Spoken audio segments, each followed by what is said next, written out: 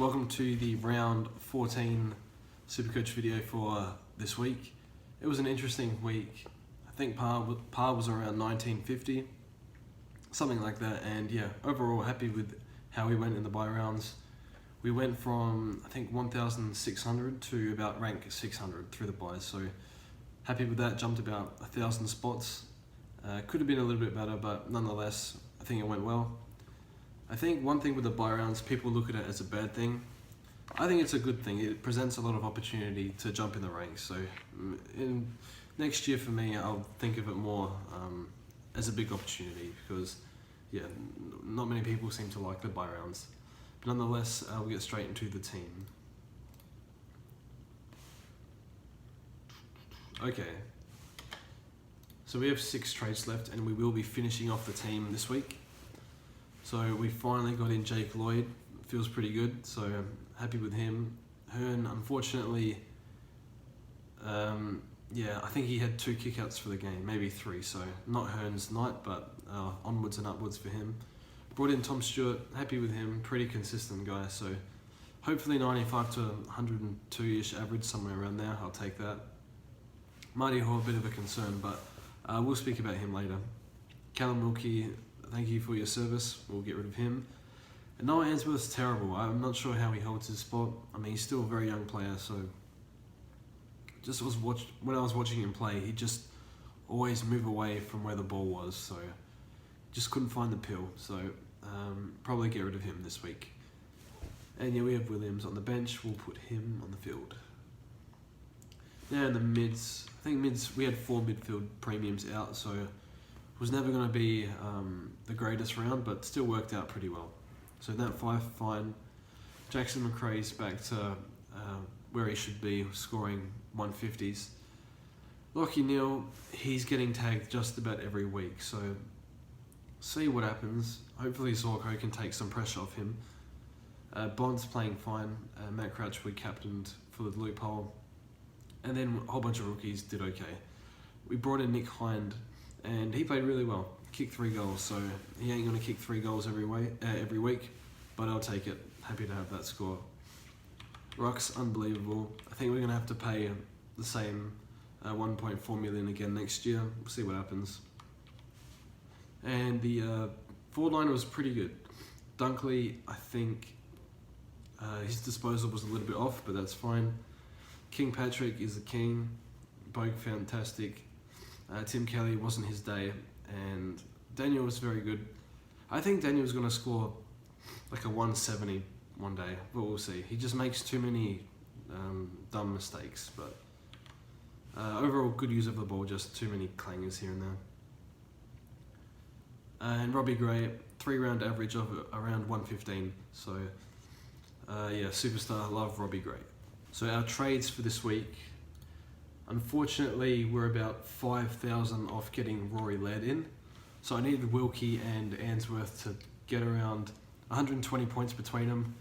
Didn't happen, but yeah, it happens. So we'll get rid of Wilkie, and we'll also get rid of Answorth. So I'm not completely sure. I'm looking at Garner from Port. I think he played well. I'm not sure he holds his spot. I'll look a bit more into that this week. But if not, we'll go for Griffin Logue. I don't love Logue because he's expensive. He's compromising my team by bringing him in. But solid job security and definitely has scoring potential. I think he's had a few injuries, but people on Twitter were telling me he's not injury prone like I thought, but it's whatever. And we'll bring in Daniel Rich. Obviously we want Rory Laird, but if we're getting Logue as cover, we can't go for Laird. So it'd be Rich or Laird, depending on if we go Garner or Logue. But it's just, I think Answorth, I don't know how he's best 22, and then Naish, when Richmond get players back, I'm not sure he holds his spot either. So for that reason, I feel a lot safer with Logue at D7. And yeah, so that's the team. That's what we're going to go with this year. Unfortunately, we used too many trades earlier, which meant we can't upgrade Hoare. I think just 1 too many trades. So that was the Heaney, Kelly, back and forth and back again. So if I just saved 1 of those trades, we could turn Hoare into something. So that's okay, it happens. But we'll just fix the team up. just quickly. I think people are looking to get in their last midfielder in. I think people are looking at Sloan, Bont, Treloar. Take your pick, really. I would go for Sloan or Bont.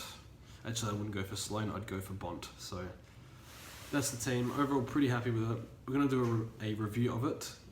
And yeah, just a lot of things to discuss what we learned this year.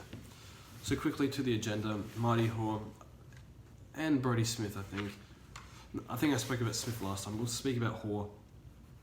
Is he a D6 option? Well, he scored 49, which is really bad. I think we've seen enough evidence to say that he can score well. I did watch Melbourne versus Fremantle, and the Melbourne midfielders were just bombing it in the forward line, whereas the Fremantle mids were a lot more precise going inside 50, which made it really difficult for Hoare to get intercept possession. So I'm okay with Hoare at D6. I don't love it. I'm probably going to lose 20 points a week by not having Laird there. But nonetheless, money problems and trade problems. So Hoare hopefully he goes 85 to 90, but probably more realistically, maybe 80. I'm not sure. But we've seen enough evidence to say he can score. So we're going to keep him at D6, and hopefully he doesn't fall off a cliff. James Sicily, I nearly brought him in. I actually said I have a bad feeling about this, and then I just said, I don't want to do it anymore, so did bring him in. This is a really tough situation because I think this has to do with Alistair Clarkson. So Clarkson has said he hates being mid-table, and yeah, I don't think he just cares at the moment. He's just trying to move magnets around. Wouldn't be surprised if he's tanking. He's the type that he doesn't really care, so he knows they're not winning the flag this year, so sounds like he might. We don't know if Sicily's going to go back or not, so I think you just have to hold this one out. So if I had lots of trades, I'd actually trade him, just because you don't know. It could completely derail your season, cost you 50 points a week. Maybe not 50, maybe like 40 or 30, but you just don't know. So that's the problem. But I think surely he has to go back. So probably a hold, but if you have the trades, I wouldn't hesitate to pull the trigger. So that's that. And rookies to bring in, probably Hind and Logue if you want to. So that's all from me, and best of luck this week.